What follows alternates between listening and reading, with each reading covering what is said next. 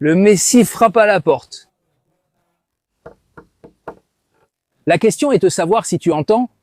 Ce que je vais te dire est quelque chose de spectaculaire qui peut changer ta vie de façon pratique, pragmatique et réelle. Ta vie comme ça, ta vie routinière et aussi ta vie au niveau conceptuel peuvent te bouleverser positivement si Dieu le veut. Des nouveautés faciles, précises et accessibles. Spectaculaires. Messie, l'ère du Messie, la terre d'Israël, le peuple d'Israël. Spectaculaire. Politique, géopolitique, économie, spiritualité. Beaucoup, si Dieu le veut, nous allons voir dans cette vidéo que ce ne sont vraiment pas des idées en l'air, mais des idées qui, si tu les incorpores dans ta vie, peuvent vraiment te changer la vie. Il y a un concept dans la Torah qu'on appelle Torah Haïm. Torah Haïm, c'est la Torah de la vie. La Torah ne reste jamais là-haut. La Torah, le Créateur, la donne toujours au peuple d'Israël et au monde entier. Pourquoi? Pour la vivre, accomplir sa volonté, si Dieu le veut, avec joie et un bon cœur. Qu'est-ce que je veux dire quand je dis que le Messie frappe à la porte? Il frappe à la porte et la question est de savoir si tu l'entends. Ceci est en réalité une question, mais c'est aussi une réalité. Il faut savoir, et je veux te donner une excellente nouvelle, une très bonne nouvelle que tu ne connaissais peut-être pas, que tu es en train de vivre. Oui, tu es en train de vivre et nous vivons tous aujourd'hui l'ère du Messie.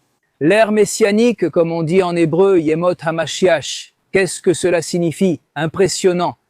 Est-ce que cela signifie que le Messie est vraiment arrivé maintenant? Non, le Messie n'est pas encore arrivé maintenant, mais écoute ce psaume. Le psaume numéro 95, c'est-à-dire dans le chapitre 95, le psaume numéro 7 dit ceci. Je vais dire la partie qui commence différemment, mais maintenant je vais te dire ce que je veux te dire, qui a un rapport avec le fait qu'il frappe à la porte. Voici ce qui est dit, je vais maintenant le dire en espagnol.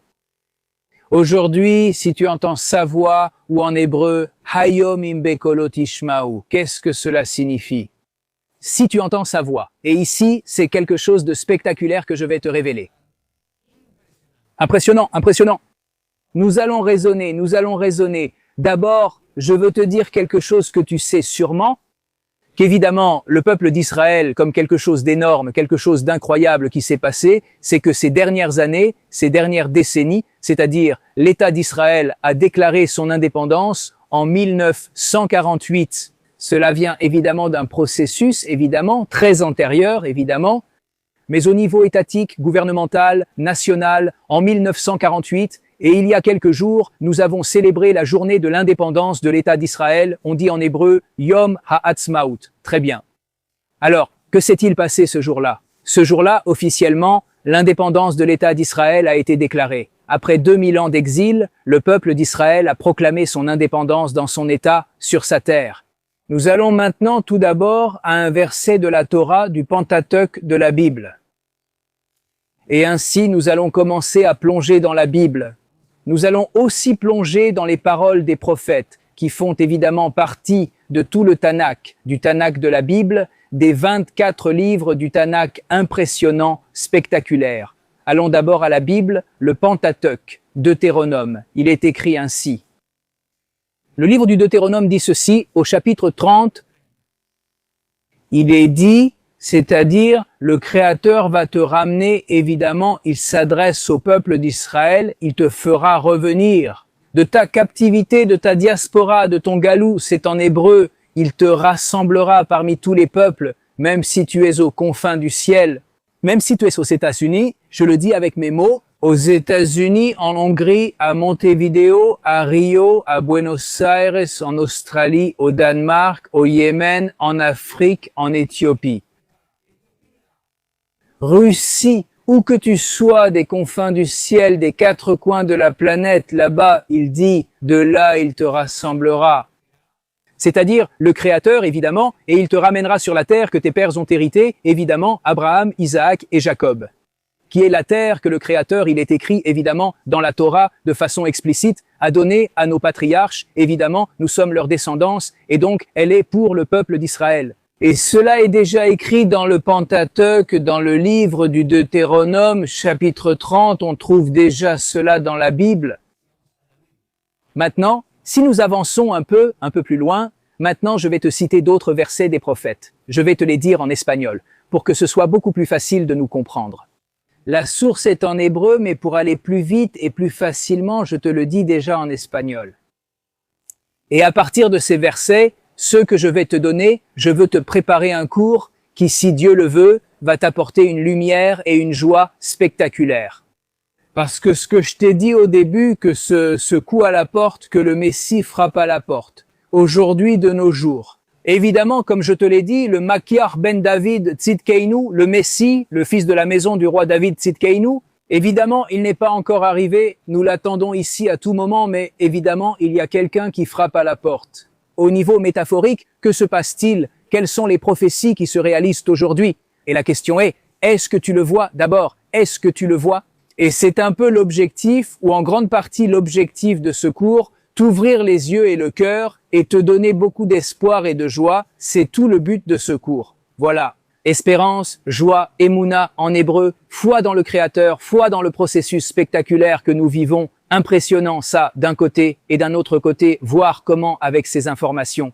Comme je l'ai dit au début, Torah Chaim, une Torah de vie, comment avec cela tu deviens le plus grand cadeau que le Créateur t'offre, qui est d'être partenaire du Créateur dans sa création. Il faut savoir que toi, avec chaque petite chose que tu fais, dis, ou chaque bonne pensée que tu as, tu poses une pierre angulaire dans la construction de la rédemption.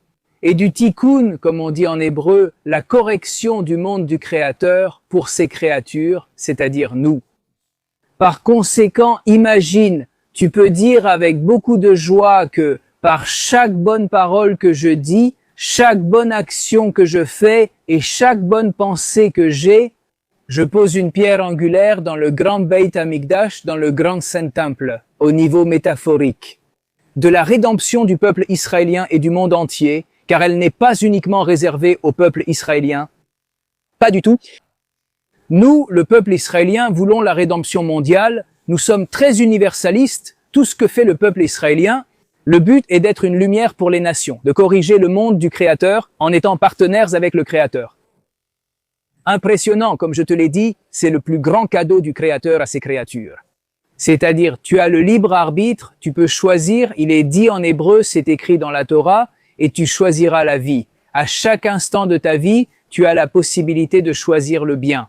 Impressionnant, et ça c'est un cadeau que seuls les êtres humains possèdent, c'est spectaculaire. Le plus grand cadeau du Créateur est le libre arbitre, la possibilité de choisir le bien, de choisir la vie. Alors, je vais continuer à plonger avec toi dans les mers de la Torah. Nous allons y aller maintenant. Écoute ce que disent les prophètes. Le prophète Ézéchiel dit ceci. Évidemment, je cite des extraits de versets très condensés et résumés pour te donner l'idée générale. Évidemment, si tu veux approfondir, tu peux, bien sûr, mais c'est surtout pour que cela résonne en toi, la mélodie spirituelle et sainte de la Torah. Je les prendrai d'entre les nations et je les ramènerai sur leur terre. Très bien. Le livre d'Isaïe rassemblera les dispersés d'Israël des quatre coins de la terre. Très bien. Livre d'Ézéchiel, encore une fois, la terre donnera ses fruits pour mon peuple Israël, car il est sur le point de revenir. Ici, je fais une petite parenthèse. J'ouvre une petite parenthèse. Et avant de te parler de ce que dit le prophète Amos, de mémoire bénie, comme tous les saints prophètes, je vais te dire quelque chose d'incroyable. En 1867, le grand écrivain américain célèbre, Mark Twain, est venu en terre d'Israël. Il a écrit un journal, et dans ce journal, il est évident qu'il est stupéfait par le caractère désolé et désertique de la terre d'Israël. Vraiment, disait-il, je le dis un peu avec mes mots, de ce dont je me souviens, ce qu'il dit, c'est qu'il voyait à peine un cactus sur la route, il voyait à peine une personne sur la route. J'ouvre la parenthèse. Les arbres fruitiers étaient quasi inexistants.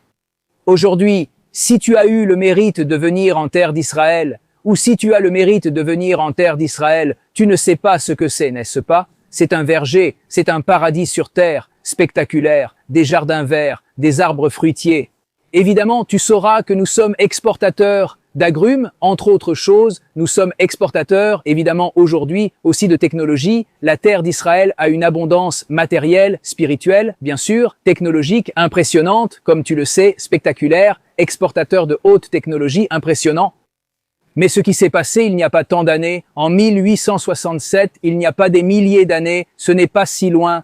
Mark Twain, célèbre écrivain, il dit, si je me souviens bien de ces mots en anglais, il dit « a dreary heart ». Ha! Un pays au cœur brisé. Quelque chose comme « c'est une terre qui te brise le cœur », désolé.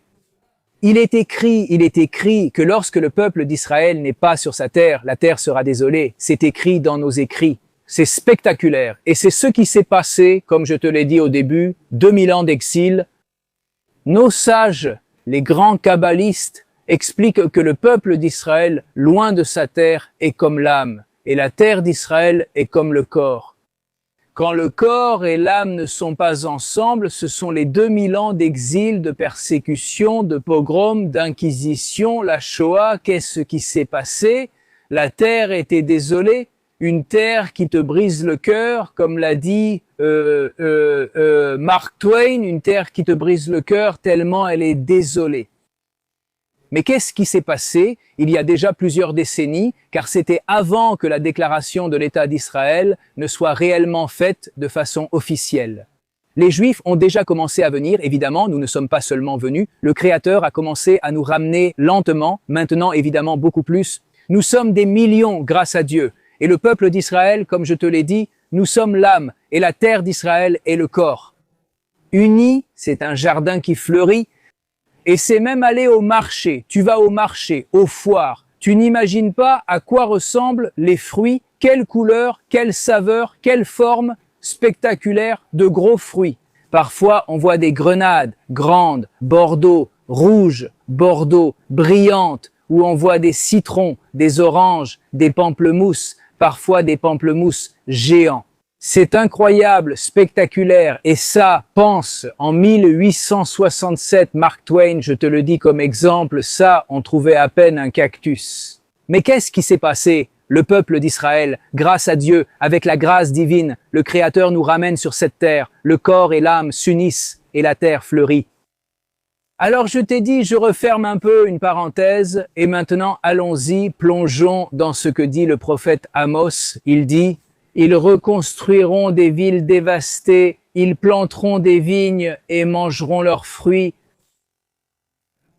Ils boiront le vin que nous récoltons dans nos jardins. » Et ensuite, le prophète Amos dit aussi, « Je les planterai sur leur terre et ils ne seront plus jamais arrachés de là, dit le Créateur, impressionnant. » Par conséquent, ici, évidemment, comme nous l'avons dit, il ne s'agit pas seulement d'un retour physique concret ou de questions géopolitiques ou de questions migratoires. Non, non, c'est la rédemption devant nos yeux.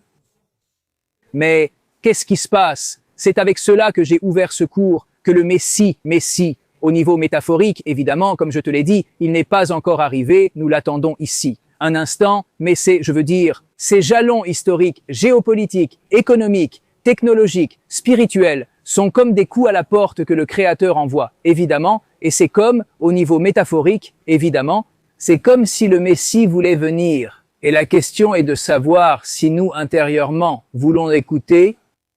Par conséquent, ici, il faut voir quelque chose de très, très fondamental que le Messie, si Dieu le veut, viendra. Aujourd'hui, bientôt, Makia ben David Tzidkenu, le Messie, issu de la maison du roi David Tzidkenu, viendra évidemment. Mais il faut savoir, comme je te l'ai dit auparavant, il faut savoir que le Créateur nous donne le livre. Et le libre arbitre d'une certaine manière, hâter la rédemption, qu'est-ce que cela signifie hâter? Au moment où nous sommes partenaires du Créateur dans son monde et dans sa rédemption, le fait que comme je te l'ai dit, chaque bonne parole que tu dis, chaque bonne action que tu fais, chaque bonne pensée que tu as, d'une certaine manière, c'est comme si tu ouvrais la porte au Messie, au Makar ben Tzidkenu, et tu lui ouvres la porte, c'est-à-dire tu déverrouilles la porte et tu lui ouvres la porte. Il faut penser que nous tous, comme je te l'ai dit, sommes partenaires de la création du Créateur. Impressionnant, ce n'est pas quelque chose de passif. Le Messie ne vient pas automatiquement du ciel. Évidemment, le but est, comme toujours, comme tout notre travail, pour le Créateur. À Hachem, à Kadosh Baruch Hu, c'est évidemment faire le bien, être partenaire de sa création. Ne pas attendre les bras croisés et dire « j'attends que tout se passe bien pour moi, j'attends d'avoir ceci, j'attends d'avoir cela, et j'attends que le Messie vienne ». Non, ce n'est pas l'idéal. Évidemment, il faut avoir une foi absolue, mais la foi absolue s'acquiert en menant une vie de perfection spirituelle. Alignement sur la volonté du Créateur, en faisant mieux, en disant mieux, en pensant mieux. Fondamentalement, comme je te l'ai dit, à travers notre libre arbitre, être partenaire et protagoniste de la rédemption que le Créateur a pour nous, pour une grande bénédiction. Donc c'est spectaculaire de sentir que tu es partenaire de la rédemption, de cette rédemption qui est, comme je te l'ai dit, c'est pour bénir le monde entier. En hébreu, le livre des psaumes le dit, le roi David le dit, Hayom imbe kolot ishmao, aujourd'hui si tu entends sa voix, il ne dit pas demain, il ne dit pas peut-être, il ne dit pas ça se peut, il dit Hayom, Hayom c'est en hébreu, aujourd'hui si tu entends sa voix. Et qu'est-ce que je veux dire par là? Quand on dit aujourd'hui si tu entends sa voix, il faut voir que tu peux vraiment entendre sa voix. Comment est-ce que j'entends sa voix? Comment est-ce que j'entends sa voix? Il est également écrit dans le livre des psaumes ce qui suit, je le dis en hébreu parce que l'hébreu est la langue sacrée, c'est la langue sacrée, que les lettres de l'hébreu, les 22 lettres en hébreu, sont les 22 lettres que le Créateur a créées et crée à chaque instant son monde, son univers, le monde entier. Et ces 22 lettres en hébreu sont la Lashon HaKodesh, la langue sacrée, où chaque lettre possède un pouvoir créatif impressionnant. Comme je te l'ai dit, le Créateur crée avec les lettres en hébreu. C'est ce que dit le livre des psaumes. Il dit ceci. Hashamayim mesaprim kevod el, umaasei yadav magid harakia, qui signifie « Les cieux racontent la gloire de Dieu et le firmament proclame l'œuvre de ses mains ». Je le traduis librement. Hashamayim mesaprim kevod, les cieux racontent l'honneur de Hachem, de Dieu, du Créateur. Hashamayim mesaprim kevod el, umaasei yadav magid harakia, et le firmament proclame l'œuvre de ses mains. Yom veyom yavi haomer velailai havedat. Fondamentalement, les jours aussi. Yavi haomer, il y a une déclaration, il y a une parole. Fondamentalement, le Créateur nous parle. C'est le message que je veux te transmettre. Le Créateur nous parle. Hashamayim mesaprim kevod. Les cieux racontent l'honneur du Créateur. Ils racontent mesaprim comme si pour un conte. Il y a un dialogue. Il y a un dialogue du Créateur avec nous. La question est de savoir si tu écoutes et comment tu écoutes. Évidemment, tu diras, je ne suis pas prophète. Nachon, c'est vrai, tu n'es pas prophète. Mais le Créateur te donne la raison. Il te donne des oreilles pour entendre, des yeux pour voir. Il te donne l'intelligence pour comprendre. Et si, comme j'ai commencé à te parler, ce que je t'ai dit depuis le début, si tu écoutes si tu entends le son de la porte, qu'est-ce que je veux dire par là? Si tu comprends et réfléchis à ce qui est arrivé au peuple d'Israël dans son histoire. Un peuple qui est ressuscité de ses cendres, comme il est écrit dans la prophétie, les ossements desséchés, la célèbre prophétie. Il est revenu à la vie après avoir été des ossements desséchés, 2000 ans en galoute, en diaspora, persécuté par des peuples depuis la Grèce et depuis Rome, l'Inquisition en Espagne et l'Holocauste, et les pogroms en Russie. Tout ce que tu peux dire en 2000 ans d'histoire, et même plus encore. Et même déjà depuis la Bible aussi, nous sommes déjà persécutés. Impressionnant. Alors réfléchis. Un peuple persécuté, exilé, emmené aux quatre coins de la terre. Soudainement. Quand je dis soudainement, c'est vrai, ce sont des décennies, ce n'est pas en un instant. Mais si on regarde avec une perspective historique, on peut dire que c'est soudain. Soudain, il se relève. Le Créateur, dans sa grâce et sa bonté divine, il nous relève. Et comme je t'ai lu dans le Deutéronome et les prophètes, Ézéchiel, Amos. Et entre autres, il nous relève et il nous ramène des confins de la terre d'Israël. Les prophéties sont accomplies. L'hébreu, qui était vraiment une langue parlée uniquement par des érudits à travers les générations. Le peuple israélien dans le pays dit aujourd'hui nous parlons hébreu. Aujourd'hui nous parlons hébreu dans la rue. Nous parlons hébreu. Nous parlons hébreu. La langue a rené. Le peuple a rené, la terre a fleuri, comme le disent les prophéties. Tout ce que disent les prophéties. Il n'y a pas de peuple, tu peux chercher, tu peux demander à un anthropologue, à un docteur, à un professeur d'université. S'il y a un peuple comme le peuple d'Israël, qui a une histoire, pas forcément la même, certainement pas, mais peut-être proche, il n'y en a pas, et il n'y en a jamais eu, et il n'y en aura jamais, parce que le peuple d'Israël, comme il est écrit, nous sommes le peuple du Créateur, et le Créateur en a décidé ainsi. Il a décidé que nous sommes son peuple, pour être une lumière, pour la nation. C'est une bénédiction pour le peuple tout entier, comme il l'a promis, comme il l'a dit, évidemment à Abraham. Qu'il sera une bénédiction pour les nations. Et c'est ce que nous sommes, et ce que nous voulons être. Nous essayons de l'être, avec beaucoup d'affection et beaucoup d'amour. Beaucoup de dévotion, et beaucoup de respect, et beaucoup d'humilité. Tout ce que, évidemment, accomplir la volonté du Créateur avec joie, ou un cœur, évidemment. Et tout ça, tu ne trouves cela chez aucun autre peuple, ça n'existe pas. Réfléchis. Réfléchis. Si on étudie les mouvements migratoires, réfléchis. Prenons un exemple simple. Un Chinois à New York. Il y a 80 ans, l'arrière-grand-père de ce Chinois est arrivé à New York. Évidemment, il parlait chinois, Chinatown, il parlait chinois avec sa communauté chinoise. Ses descendants savaient sûrement l'anglais parfaitement, sûrement ou presque parfaitement, et parlaient sûrement aussi très bien le chinois. Les petits-enfants, s'ils ont parlé en chinois, peut-être quelques questions, quelques mots, probablement oui, probablement non, je ne sais pas, arrière-petits-enfants. Difficile.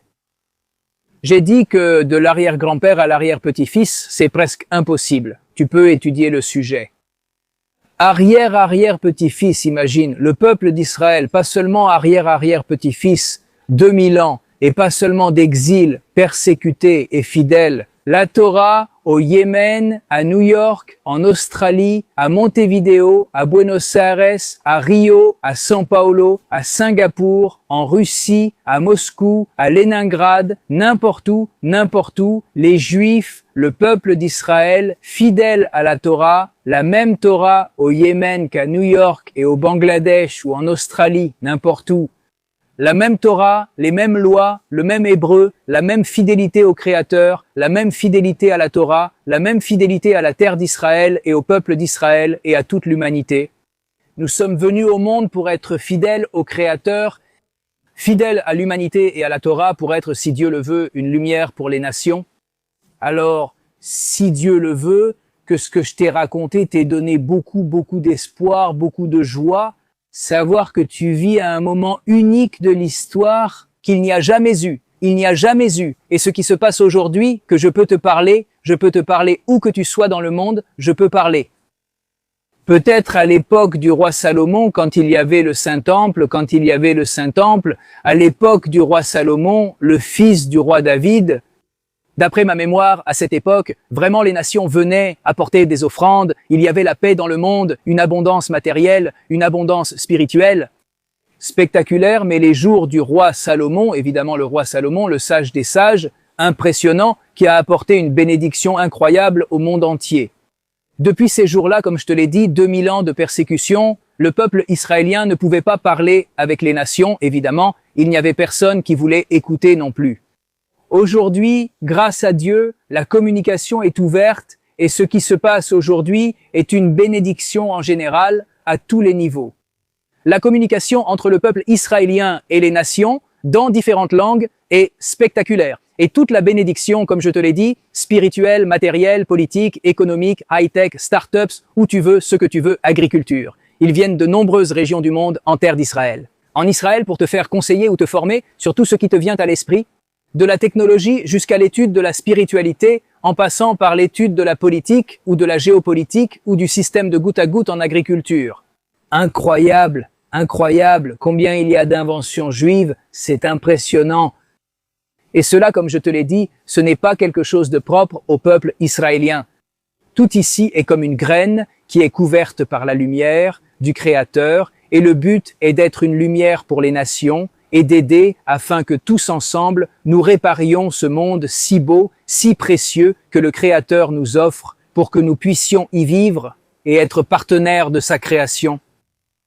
Je viens de me souvenir de quelque chose et je ne veux pas l'oublier. Si Dieu le veut, j'essaierai de m'en souvenir. Mettre ici, en bas, dans la description de cette vidéo, un club exclusif que nous avons. Il s'appelle Club Israélien. La sagesse hébraïque, essentiellement, à travers l'hébreu, nous enseignons la façon de penser hébraïque, juive. C'est quelque chose de très vaste. Je pense que cela apporte beaucoup de bénédictions, si Dieu le veut. Donc, je vais te mettre, si Dieu le veut, un lien ici en bas. Je vais essayer de m'en souvenir, ici en bas, un lien où tu pourras demander des informations, te renseigner et voir si cela t'intéresse. Parce que cela peut vraiment être quelque chose de spectaculaire, que tout soit rempli de bénédictions. Et rappelle-toi que tu es partenaire du Créateur. Et chaque bonne pensée que tu as, chaque bonne parole que tu dis, chaque bonne action que tu fais, c'est vraiment quelque chose de spectaculaire qui apporte de la lumière au monde entier. Et que nous ayons toujours le mérite, si telle est la volonté du Créateur, avec joie, un bon cœur, succès et bénédiction.